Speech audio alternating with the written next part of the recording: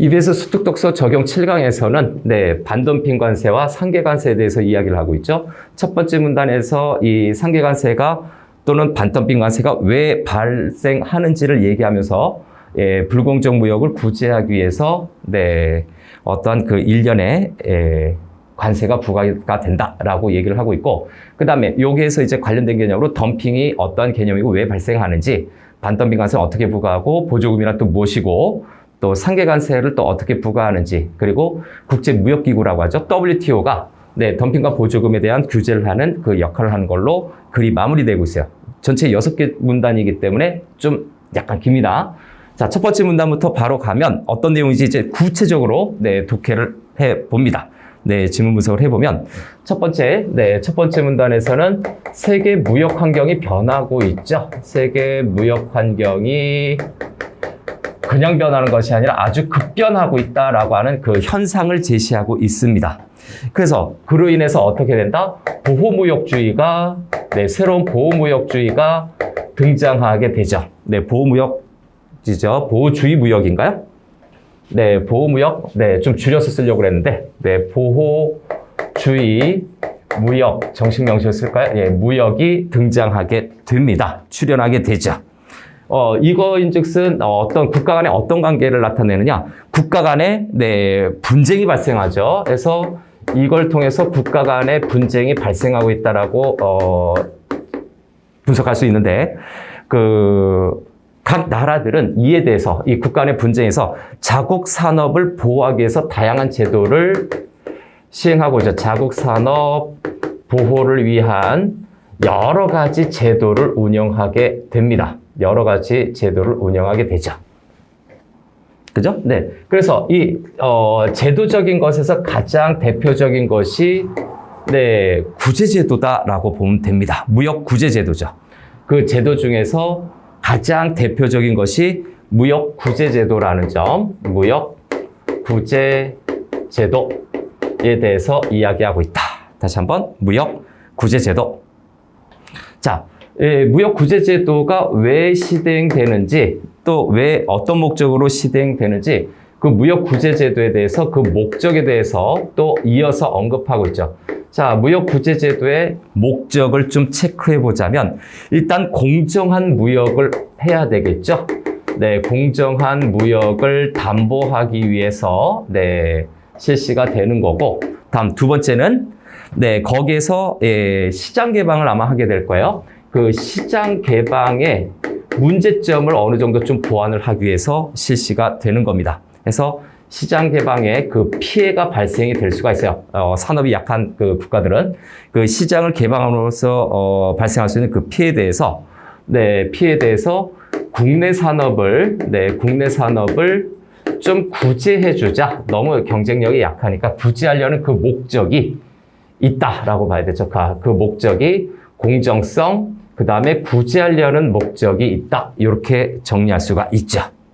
그래서 이 무역구제제도가 이렇게 되어 있는데, 그러면 이 무역구제제도는 또 이런 목적 외에 또 하나의 특징이 더 있어요. 불공정 무역행위로 인한 피해서 구제하는 제도와 불공정 무역행위로 인한 피해서 구제하는 제도, 그 다음에 공정한 무역행위로 인해서 피해를 입은 것을 구제하는 두 가지가 있습니다. 그래서 목적이고, 다시 한번 두 가지로 나뉠 수가 있는데, 불공정한 무역에서 당연히 피해가 발생할 수 있죠. 그 피해가 있을 수가 있고, 근데 공정하게 무역을 해도, 공정한 무역을 하더라도 거기에서 피해를 입는 경우가 있다라는 거죠. 자, 이렇게 무역 구조 제도를 분류할 수 있습니다. 이것이 바로 앞에서 언급했던 무역 구제 제도에 대해서 제도를 좀 나눠본 겁니다. 두 가지로 나뉠 수가 있죠. 불공정한 거, 공정한 거, 이 무역에서 당한 피해를 구제해주는 두 가지 제도로 나눌 수가 있다. 자, 이 중에서 가장 많이 사용하는 것이 뭐냐? 바로 불공정한 무역으로 인한 피해겠죠. 그것을 구제해주는 것을 가장 많이 사용합니다. 그래서 이를 네, 가장 많이 사용해요. 국가별로 많이 사용한다라는 점. 저걸 제일 많이 사용하는 거구나. 자, 그래서 이 불공정 무역제도에 관련된 일을 가장 많이 사용하기 때문에 일과 관련된 제도들이 있을 거예요. 그래서 일과 관련된 불공정 무역제도겠죠. 네, 요 두 가지는 요 부분을 지금 설명하고자 하는 겁니다. 그래서 일과 관련된 제도들이 무엇인가? 그것도 한번 좀 체크해 보자면, 수입품들 중에서 덤핑, 그 다음에 정부 보조 지급과 같은 방법으로 정상 가격보다 가격을 낮춰서 가격 경쟁을 높인 물품들에 대해서 정부가 반덤핑 관세라든가 상계 관세를 부과하는 겁니다. 저기 있는 반덤핑 관세와 상계 관세를 부과한다는 내용이죠. 그래서 일과 관련된 제도가 바로 반덤핑 관세와 상계 관세다. 그죠? 그래서 저기 썼던 반덤핑 관세와 반덤핑 관세와 그 다음에 상계 관세가 있다라고 정리할 수 있어요. 반덤핑 관세, 상계 관세 이 두 가지다. 자, 그래서 1문단이 얼추 마무리가 됐습니다. 1문단이 얼추 마무리가 됐어요. 자, 일과 관련된 제도의 또 그 특징을 좀 보완하자면, 일과 관련된 내용에서 수입품이 가격을 낮추는 현상도 있습니다. 가격을 낮추는 부분이 가장 불공정한 무역의 핵심이에요. 수입품이 가격을 낮추면 거기에 대해서 반덤핑 관세라든가 상계 관세를 매겨버린다 라고 정리하면 되겠습니다. 첫 번째 문단 이렇게 정리했고요. 다음 두 번째 문단으로 넘어가겠습니다. 자, 이 문단은 이제 덤핑에 관련된 거죠. 그래서 두 번째 문단은 덤핑에 관련된 건데, 첫 번째는 덤핑이 무엇이고 덤핑이 발생하는 이유, 덤핑을 왜 사용하는지. 그래서 첫 번째, 덤핑의 개념을 좀 체크해 보면 됩니다. 덤핑이라는 것이 무엇인지 친절하게 풀어서 설명해 주고 있죠. 한마디로 자국 내 가격보다 외국에 수출하는 가격을 낮은 가격으로 수출하는 겁니다. 그래서 어떤 기업이 상품을 자국의 국내 시장에서 파는 가격보다, 그래서 자국 가격이라고 좀 줄여볼게요. 자국에서 판매하는 가격보다 어디가? 이렇게 돼야 되죠. 자국 가격이 높고 수출하는 가격, 그죠?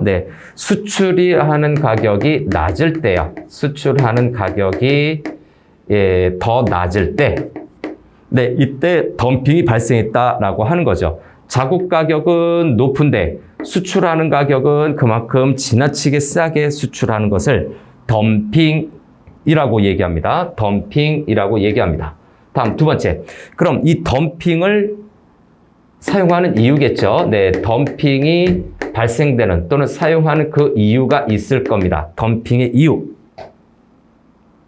자, 첫 번째는 해당 국가가 그 재고가 쌓여 있을 거예요. 그래서 자국 내에 재고를 떨어버리기 위해서, 재고를 줄이기 위해서, 재고 처분으로 되어 있네요.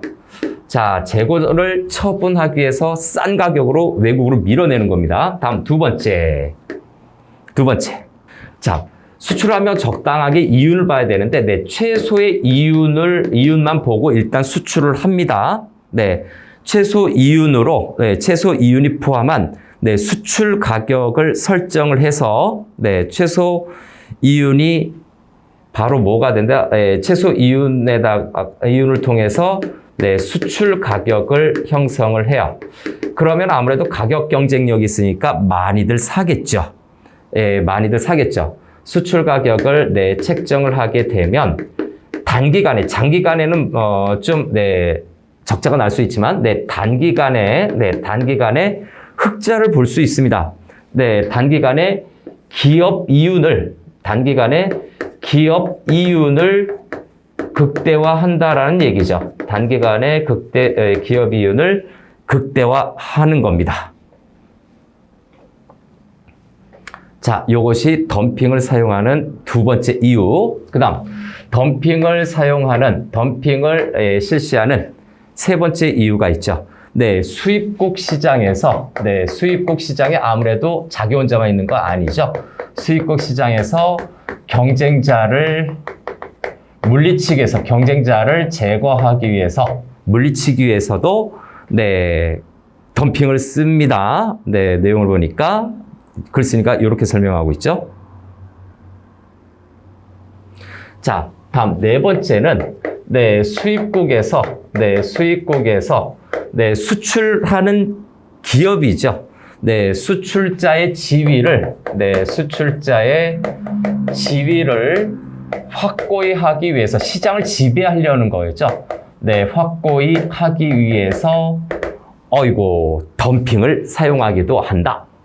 그래서 덤핑의 개념과 발생 이유로 나눠서 정리했어요. 다음 세 번째 문단으로 이어지겠습니다.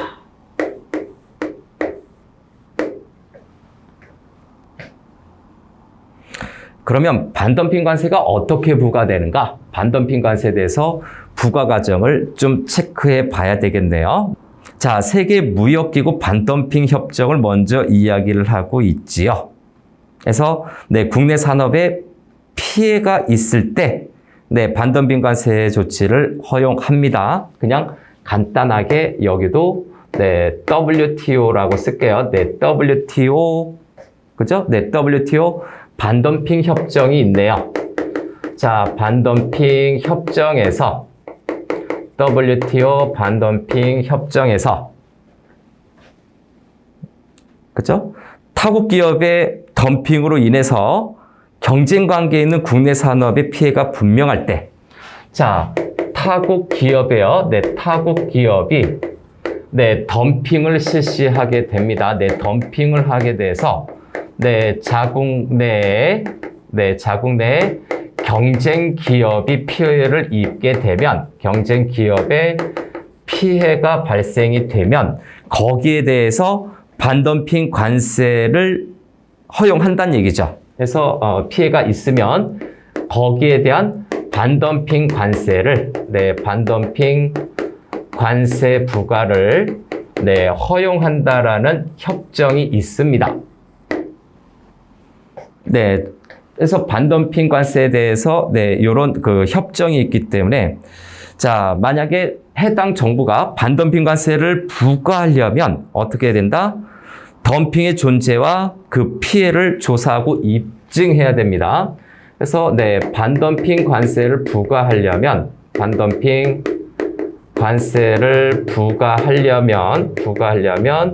첫 번째 뭐를 해야 된다고? 그 실제로 덤핑이 발생이 됐다라는 점과 그 피해를 찾아내야 된다는 얘기죠. 그래서 덤핑이 존재했다라는 점, 덤핑의 존재와 플러스 피해 발생을 입증해야 된다. 그래서 덤핑이 존재하고 거기에 따른 피해 발생을 조사하고 입증을 해야 된다라는 것이 가장 기본적인 원칙입니다.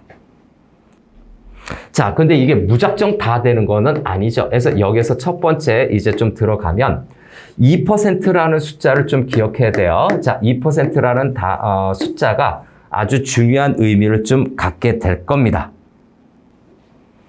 자, 이 2%는 뭐냐면, 수출하는 국가가 수출하는 이익, 수출 마진이 2% 미만일 때, 수출 마진이 저것보다 낮을 때, 2%보다 낮으면 덤핑이 아닌 거예요. 진짜 덤핑이지 아닌지 판단하는 기준이 2%다. 다음에 덤핑 수입 물량이 해당 상품 총 수입량의 3% 미만이면 또 3%가 있죠. 두 번째는 3% 부분이 있는데 요거 3% 아래요, 둘 다. 3% 아래는 덤핑 물건을 수입한 총 수입량이에요. 그래서 상품 수입량이 해당되는 그 상품 수입량이 3% 아래이면 3% 아래이면 이때는 반덤핑 조사를 중단하거나 피해 입증이 불가능합니다.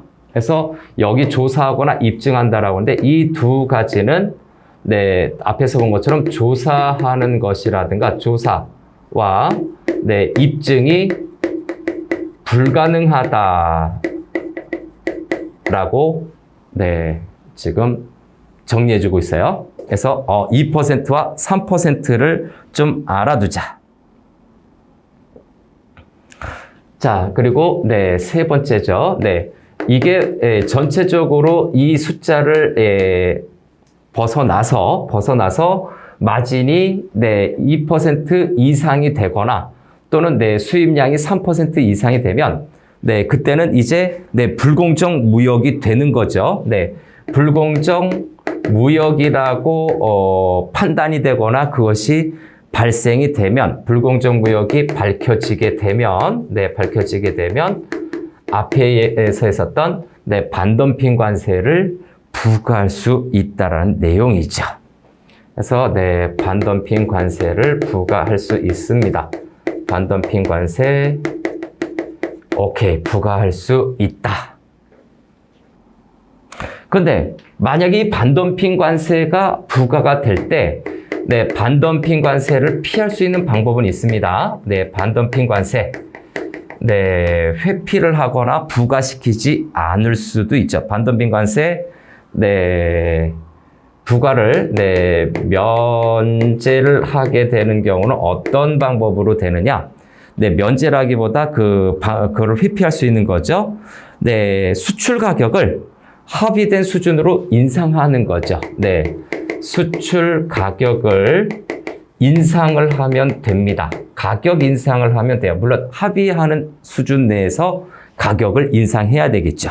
합의된 가격 내에서 인상을 한다. 근데 여기서 이제 수출 가격 인상이 여기 합의라고 얘기했어요. 근데 여기서 원활하게 합의가 안 되면 네, 저기서 수출 가격 인상이나 그 관련된 네, 합의가 안 되면 어떻게 된다? 세계 무역기구겠죠. 네, WTO죠. 세계 무역기구의 네, 판정을 받게 됩니다. 그래서 네, 합의가 되지 않으면 분쟁이 발생하게 되죠. 네, 분쟁 해결 기구에 회부를 하게 됩니다. 합의를 안 되면 WTO 네, 분쟁 해결 기구에 회부를 하게 되죠. 저 사건을 갖다 붙이게 되는데 저거를 갖다 붙이게 되면 네, 반덤핑 협정과 일치하는 이제 회부를 해서 이 부분에 대해서 WTO 협정이라고 그랬죠. 네, WTO 협정에 네, 좀 일치하는지 또는 네, 불일치하는지 네, 협정의 일치 여부를 판정을 한답니다. 그런데 이게 강제 조항이 아니에요. 해당 국가가 그 판정에 대해서 나 도저히 이거 따르지 못하겠어요 라고 하면 굳이 네, 강제적으로 저걸 시행하지 않는 경우도 꽤 많습니다. 다음. 계속해서 4문단입니다. 네, 네 번째 문단에서는 또 무슨 얘기를 하고 있는가? 네, 보조금에 관련된 얘기를 하고 있어요. 그래서 네, 보조금. 그 다음에 그 보조금의 부정적 효과라고 최종적으로 좀 얘기를 했는데, 자, 반덤핑 관세가 기업의 불공정 무역행위에 대한 구제제도라고 앞에서 우리가 살펴봤는데, 상계 관세는 보조금을 이용한 불공정 무역행위에 해당이 돼요. 거기에 대한 구제제도다. 그래서 네, 첫 번째는 좀 정리 좀 해볼까요? 네, 반덤핑 관세는 기업의 불공정 무역이죠. 그래서 기업이 불공정하게 무역을 할 때, 그것을 구제하는 것이 반덤핑 관세입니다. 앞에서 살펴봤던 반덤핑 관세라고 본다면, 자, 기업이 그 가격 자체를 낮춘 거예요. 불공정 무역의 핵심은 뭐다? 가격을 낮추는 거죠. 네, 가격을 훅 떨어뜨리는 것을 불공정 무역의 핵심 개념으로 봤는데, 네, 보조금을 이용한 불공정 무역이 있죠. 그래서 보조금을 이용해서 불공정한 무역을 할 때는 불공정 무역을 할 때는 상계관세, 연계해서 관세를 매겨버리는 거죠. 네, 그때는 네, 상계관세를 사용을 합니다. 상계관세로 네, 구제를 한다라는 내용이 일단 정리가 돼야 되고요. 그래서 그럼 여기서 보조금이 무엇인가? 그거를 좀 한번 또 체크해야 되겠죠. 그래서 보조금, 말 그대로 보조해서 뭔가 채워주는 돈일 것 같은데, 보조금 각국 정부에서 정부의 정책을 실현하기 위한 대표적인 수단이에요. 자, 이를 지급받은 기업이 경쟁력의 왜곡을 가져와 무역을 교란시킬 수 있다라고 하는데, 한마디로 우리 실질적으로 모 국가가 그러죠. 국가에서 막대한 보조금을 줘요. 그러면 그 기업은 분명히 이걸 1,000원짜리를 생산했는데 외부에 생산할 때는 300~400원에 파는 거예요. 그 나머지 차익을 막대한 보조금을 주는 거야, 정부에서. 네, 석권하려고. 네, 그런 거죠. 그래서 그 개념만 알고 있으면 지금 쓰는 말이 그거다라고 생각하면 되겠습니다. 그래서 네, 각국 정부가 네, 정책을 실현하기 위한 대표적인 수단이 네, 정책 실현 수단으로서 네, 정책 실현이라고 하면 뭐 수출에 있어서 뭐 뭔가를 석권하겠다 그런 목표치가 있을 거예요. 그 대표적인 수단인데, 자, 이 부분을 네, 보조금을 지급받은 그 해당 기업은 경쟁력을 왜곡시키게 되죠. 네, 경쟁력이 기울게 되죠. 경쟁력이 왜곡이 돼서 네, 무역이 교란이 되는 거죠. 자, 무역을 교란시키게 되는 것이 바로 보조금의 부정적인 폐해가 될 겁니다. 자, 그런데 이 보조금인데 만약에 보조금이 있는 그 제품을 해당 국가가 만약에 수입한다면, 자, 보조금이 포함이 된 그 제품을 해당 국가가 수입을 한다면 국내 기업의 같은 업계에 있는 동종 국내 기업에 피해가 발생이 됩니다. 피해가 발생이 돼서 경쟁력이 약하게 되겠죠. 왜? 가격이 싸니까. 제품은 똑같은 품질인데 가격을 더 싸게 했으니까 과연 이 돈으로, 이 가격으로 이렇게 만들 수 있나 싶을 정도로 어마어마한 보조금을 받는 경우에는 아예 그 국내 기업이 피해를 받게 됩니다. 네, 그래서 경쟁력이 떨어지고 저 수입된 제품의 경쟁력은 올라가겠죠. 그죠? 네. 그래서 네, 보조금의 피해로 인해서 국내 기업이 망하게 된다라는 거죠. 보조금을 지급받은 기업은 제3국의 상대적 경쟁력에서 해당 기업은 상대적인 경쟁력 우위를 가지게 돼서 피해 발생. 그 다음에 네, 보조금을 어떤 피해가 발생이 되고 보조금을 네, 받은 그 기업이겠죠. 그 기업은 경쟁력이 높아지게 돼요. 다 석권하게 되죠. 얼마 전에 중국산 제품들이 이러한 경우가 되게 많았었어요. 예, 경쟁력이 높아지게 된다. 경쟁력의 우위를 가지게 되죠. 그래서 결국은 다른 기업의 피해를 준다. 다시 한번 내 기업에 피해를 주는 것이 바로 보조금의 부정적인 효과다. 자, 그래서 이거에 대해서 이제 좀 구체제도로 WTO가 있죠. 국제무역기구는 보조금 및 상계관세에 대한 일반 협정이 있어요. 네, 보조금 및 상계관세에 관련된 상계관세에 대한 관세에 대한 일반 협정이 있어서 이런 것들을 이제 또 컨트롤 해주겠죠.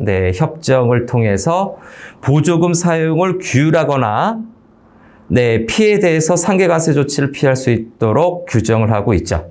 그래서 여기에서는 보조금 사용을 좀 어느 정도 제한하고서 규율을 하거나 또는 거기에 따라서 상계관세 조치를 취할 수 있도록 규정하는 거죠. 상계관세 조치를 할 수 있도록 규율하고 있다라는 거죠. 자, WTO가 이런 규정들을 좀 하고 있어요. 그러면 상계관세 부과 과정은 또 어떻게 되는지 5번째 문단에서 상계관세의 부과 과정, 부과 방법 그런 것들을 또 체크해 보겠습니다. 자, 일단 첫 번째로 피해를 입은 국가죠. 피해국이 조치를 취하려고 합니다. 피해국이 상계관세 조치를 취하려면 관세 조치를 취한다라고 할 때 몇 가지 좀 내용을 체크해 봐야 됩니다. 첫 번째, 조치를 취함에 있어서 어떤 확인 사항이 있어요. 확인해야 될 사항들이 있는데 첫 번째는 상품 무역과 관련된 것인가를 살펴봐야 돼요. 상품 무역과 관련이 돼야 되고, 다음 두 번째 이어지는 내용이 정부 또는 공적기관에 의한 재정적 기여로 인해 수요자에게 혜택이 발생된다. 그 보조금을 받은 기업이 혜택이 발생됐느냐라는 얘기죠.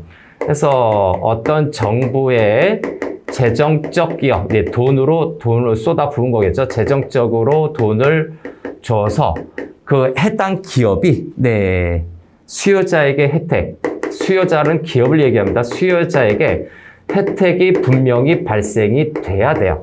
수요자라고 하는 것은 쉽게 얘기하면 기업이라고 생각하면 되겠죠. 수출 기업이에요. 수출하는 기업에게 분명히 그 이득이, 어드밴티지가 발생이 돼야 됩니다. 베네핏이 있었다는 얘기죠. 다음 세 번째. 특정한 기업 또는 산업 또는 특정 지역 내의 특정 기업 또는 산업에 한정되어 보조금이 지급되는 것 같이 보조금 제공이 제한되는 특정성이 있는가? 에서 보조금을 지급하는데 널리 이제 그 산업을 키우기 위해서 어느 정도 주는 건 인정을 할 수가 있는데 보조금의 그 제공이 제한적이거나 하는 보조금이 제공이 제한되는 특정성이라고 보는데 어떤 기업은 보조금을 많이 몰아주고 어떤 기업은 보조금을 거의 안 주다시피 하고 이런 차이가 크게 발생이 됐을 때는 보조금을 지급한 걸로 거기에 상계관세를 매길 수 있는 걸로 판정하는 기준이 돼요. 그래서 특정한 기업에게 몰빵으로 주는 것, 이런 것들을 체크해 볼 수가 있죠. 다음 네 번째. 자, 이와 같은 네 번째라고 해야 되나요? 네 번째라기보다 번호를 다시 분류해서 두 번째. 이렇게 보면 자, 이런 요건들을 충족을 하게 되면 자, 보조금에 관련된 내용이 저 세 가지 사항을 충족하게 된다면 그죠? 일단 첫 번째 당사국 간에 충족되면 어떻게 된다? 당사국 관련국이죠. 당사국끼리 일단 협의를 시작을 합니다. 협의를 하게 되는데 대부분 잘 안 이루어지겠죠. 협의가 이루어지는데 자, 만약에 협의가 잘 안 이루어져서 타결이 잘 안 되면 협의가 잘 이루어지지 않으면 어떻게 된다? 피해국이 WTO에 제소를 하게 됩니다. WTO에 제소를 하게 되면 국내 산업에 어떤 피해가 있었는지 보조금 지급과 관련된 피해에 관련된 내용으로 인과관계를 증명해야 됩니다. 그래서 보조금을 지급해서 국내 기업에 피해를 입었다. 피해를 입은 것에 대해서 그 인과관계를 어디에 WTO에 입증을 해야 된다는 얘기죠. 서로 당사국끼리 협의가 안 되면 이제 해당 당사국이 할 필요 없어요. WTO에 뭔가를 증명을 해줘야 돼요. 피해를 입었다. 보조금이 분명히 있었고 그에 따른 피해가 있었다라는 것을 입증을 해주면 자, WTO에서 보조금이 부정적 효과를 가져왔다라고 이제 판정을 할 수가 있겠죠. 그래서 그럼 그 제소 당한 국가는 어떻게 한다? 보조금을 철회하거나 또는 부정적 효과를 제거하기 위한 조치를 취해야 됩니다. 그래서 여기서 좀 이어주는데 WTO죠. 그래서 WTO에서 판정이 있을 겁니다. 그래서 WTO에서 판정이 나타나면 두 가지를 해야 돼요. 보조금을 철회하거나 그럼 그만큼 가격 상승이 되겠죠? 네, 뭔가 이득이 줄어들겠죠? 다음, 나머지 부정적인 효과를 제거를 해줘야 된다.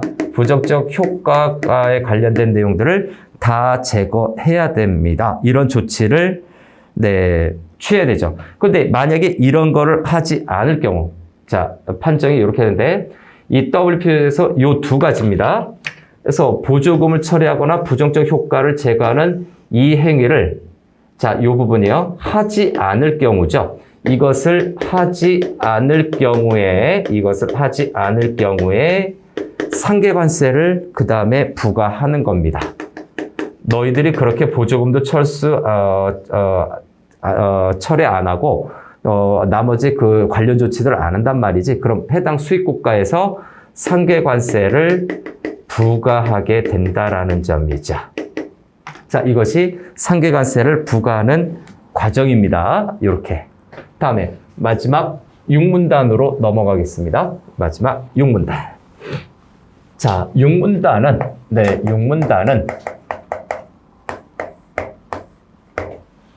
자, 덤핑 행위죠. 네, 그래서 덤핑 행위라든가 보조금 지급에 관련한 WTO의 역할이라고 정리를 했습니다. 그래서 6문단, 자, 첫 번째 내용으로 우리나라 같은 경우를 먼저 꺼내고 있어요. 자, 우리나라 같은 경우에는 관세법이라는 법률 안에서 그래서 관세법에서 앞에서 언급했던 반덤핑 관세라든가 상계관세를 조항으로 두고 있습니다. 그래서 반덤핑 관세라든가 관세와 또 상계관세죠. 관세에 대한 조항이 있어요. 명확하게 규정이 되어 있습니다. 그래서 이것뿐만이 아니라 다른 나라도 법률에서 이러한 반덤핑 관세라든가 상계관세에 대한 조항을 두고 있다. 법률에 조항을 다루고 있다라는 점. 다음 세 번째.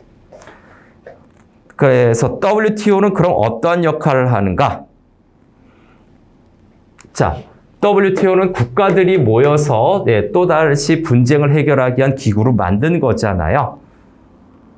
자, 그래서 WTO가 보조금 지급에 대해서는 직접 규제를 하게 됩니다. 그래서 보조금 지급 행위를 직접 규제를 한다라는 점이죠. 직접 규제를 하는 편이고, 또는 상대국의 보조금에 대한 국가의 대응을 규율합니다. 그래서 상대국의 보조금에 관련된 이제 피해국도 있을 수 있죠. 그래서 보조금에 대한 국가의 대응을 너무 과도하게 하지 못하게 보조금에 대한 그 대응을 규율합니다.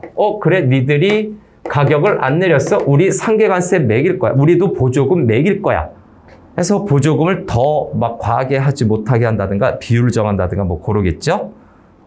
자, 그래서 이렇게 되고, 그래서 보조금에 대한 것은 어떻게 한다? 직접 규제를 한다는 내용이죠. 보조금은 직접 규제한다.